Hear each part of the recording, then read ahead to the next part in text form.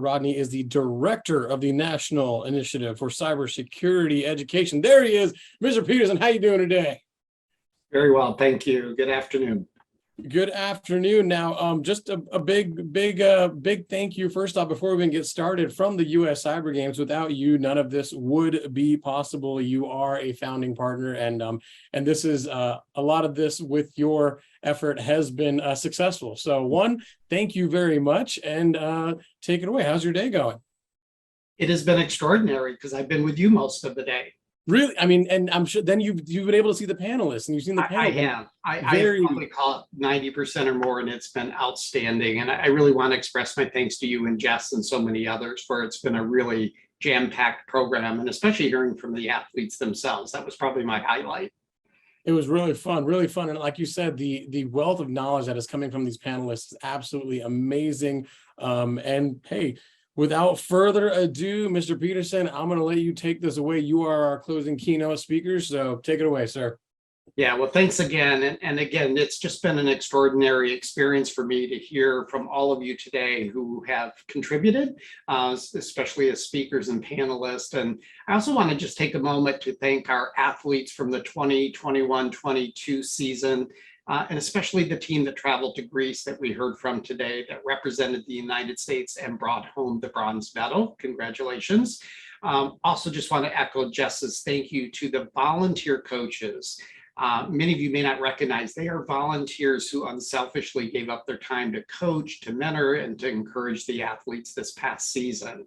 And certainly to Jess and her team of individuals who continue to operate US Cyber Games with both excellence and dedication. So thanks to the CATSI team and their staff. And then I do want to thank the many sponsors who were part of today's program, including CISA and the other organizations and corporations. We could not be doing this without you as well. So today was an exciting day, not only as we launched season 2, but also as we look back at the successes and lessons of season 1.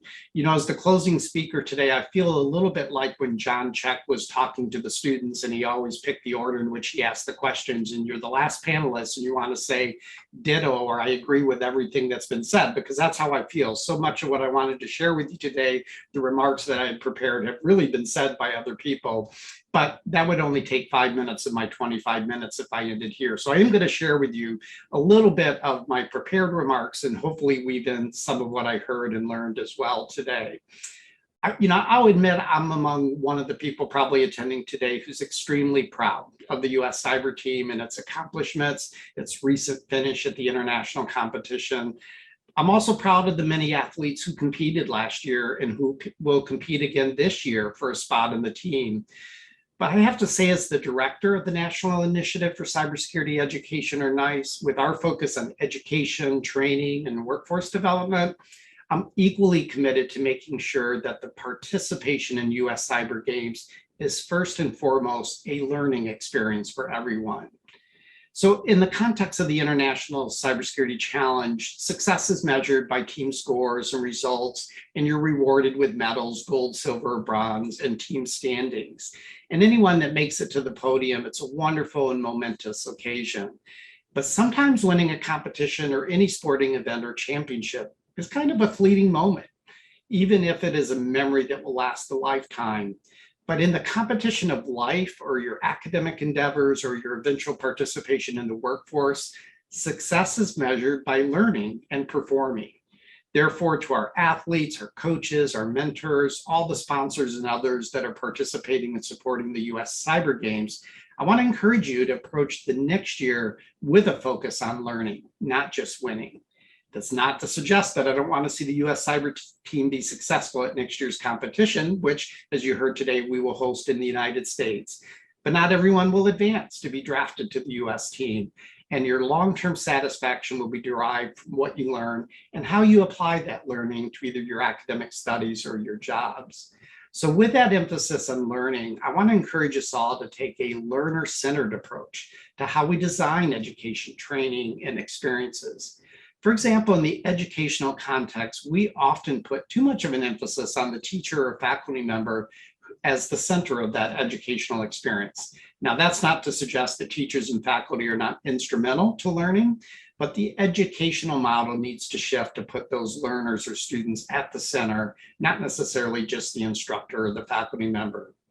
The teacher or faculty member in the modern age is no longer that sage on the stage, as some have referred to them, but they become the guide on the side. So their role, in fact, their purpose is to guide, to coach, to mentor, to encourage, to model, and to challenge the learner. And as we've heard today, learning is also facilitated by peers or other students or your teammates. So that learner-centered experience should be our increasing point of emphasis through US Cyber Games and all the opportunities that occur for learning.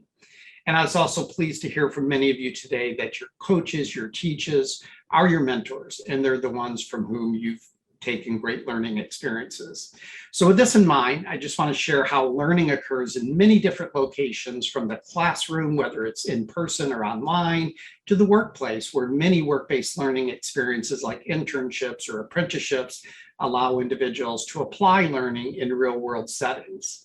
Learning also occurs in many different ways. It takes many forms, from instruction to hands-on experiences. And even today, we heard about the importance of gaming as a learning experience. Learning also produces different results. You will acquire knowledge, you'll develop skills, you'll accumulate capabilities, and you'll qualify to perform cybersecurity tasks and qualify for a job or promotion. Those achievements will be documented through the attainment of credentials like a diploma, a degree, a certificate, industry recognized certifications, badges, or through the participation in experiences such as competitions, clubs, internships, volunteer work, employment, including apprenticeships. And throughout that process, there will be assessments from an education and training provider that results in that credential, or maybe a supervisor or peer who observes your performance in a workplace setting.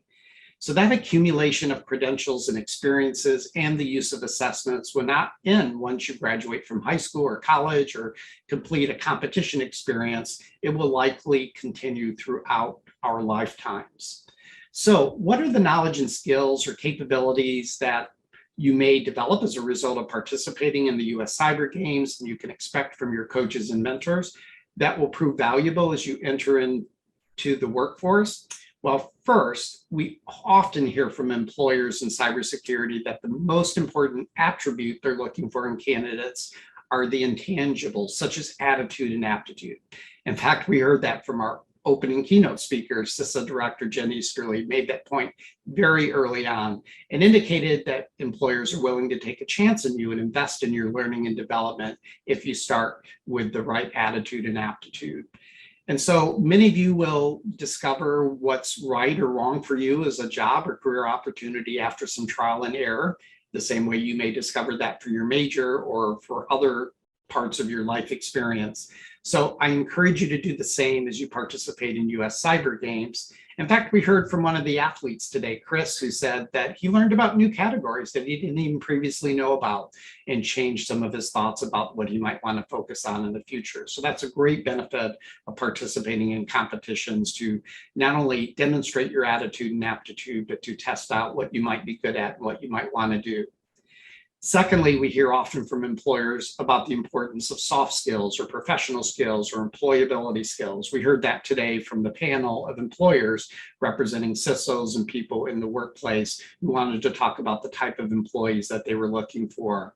And these include written and oral communication skills, the ability to work effectively as part of a team, and conflict management or resolution skills.